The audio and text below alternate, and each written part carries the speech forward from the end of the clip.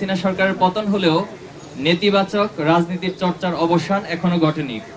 দুঃখজনক হলেও আবারও কিছু ছাত্র সংগঠন সেই ফ্যাসিবাদী ছাত্র রাজনীতির সংস্কৃতির অবতারণা করছে, যা জুলাই গণ অভ্যুত্থানের স্পিরিটের সম্পূর্ণ পরিপন্থী।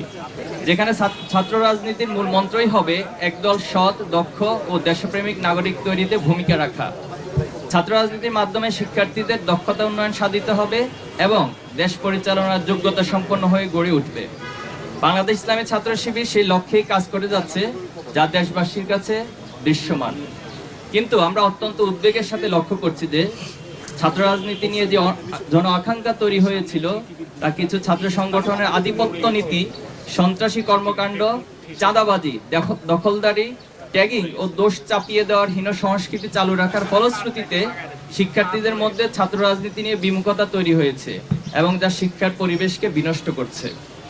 নিষিদ্ধ ছাত্রলীগ বাংলাদেশ থেকে বিতাড়িত হলেও দুর্ভাগ্যজনকভাবে আমাদের বন্ধুপ্রতিম ছাত্র সংগঠন ছাত্রদল তাদের পথ অনুসরণ করতে দেখা যাচ্ছে।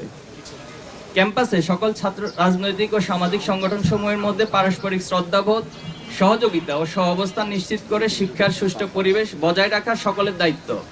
কিন্তু আমরা লক্ষ্য করছি বিভিন্ন ক্যাম্পাসে ছাত্রদল, ছাত্র শিবির সহ অন্যান্য ছাত্র সংগঠনকে অন্যায়ভাবে দমনের চেষ্টা করছে। কুয়েটের ঘটনাকে কেন্দ্র করে ছাত্র শিবিরের সম্পৃক্ততার মিথ্যা বক্তব্য দিয়ে দেশের বিভিন্ন জায়গায় বিক্ষোভ করা হয়েছে। খুলনার শিববাড়িতে তাদের মিছিল থেকে একটা শিবির দর দৈরা দৈরা জবাই কর স্লোগান দেওয়া হয়। এমন ভয়ঙ্কর হিংস্র স্লোগান আমরা ছাত্রলীগের মুখে ইতিপূর্বে শুনেছিলাম। কিন্তু ছাত্রদলের মধ্যে নিষিদ্ধ ছাত্রলীগের প্রতিচ্ছবি ফুটে উঠবে তা আমরা কোনোভাবেই কামনা করি না। গতকাল গাজীপুর মাইকে ঘোষণা দিয়ে প্রকাশ্য দিবালোকে চাঁদা আদায় করার ঘটনা আপনারা দেখেছেন। প্রতিদিন এমন অসংখ্য ঘটনা গণমাধ্যমে প্রকাশ হচ্ছে। কুয়েটে শিক্ষার্থীদের রক্তের দাগ শুকাতে না শুকাতেই গত 20 ফেব্রুয়ারি টঙ্গীতে তামিলুল মিল্লাত কামিল মাদ্রাসা শিক্ষার্থী এবং ছাত্র শিবিরের ওয়ার্ড সভাপতি ফজলে রাব্বি সিফাতকে হত্যার উদ্দেশ্যে ছাত্রদল সন্ত্রাসীরা কুপিয়ে জখম করে। অন্তর্বর্তী সরকার গঠনের 7 মাস অতিক্রান্ত হলেও এখনো দেশে আইন শৃঙ্খলা পরিস্থিতি স্বাভাবিক হয়নি। প্রশাসনিক দুর্বলতার সুযোগে এখনো দেশে নানা প্রান্তে অপরাধ সংগঠিত হচ্ছে।